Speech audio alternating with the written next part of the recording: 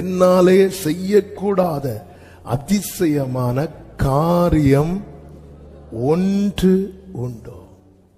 ஒரு ஆராதிக்கிற தேவ பிள்ளைய கட்டி வைக்கிறதுக்கு சாத்தானுக்கு 18 வருஷம் ஆச்சு.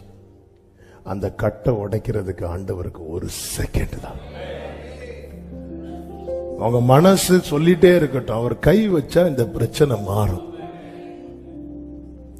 அவர் கை வச்சுட்டாருன்னா, ஆண்டவரே எந்த காரியம் உங்களை நிமிர விடாம பண்ணுதோ அதை சொல்லி இதுல ஒண்ணு தொட்டுருங்கப்பா.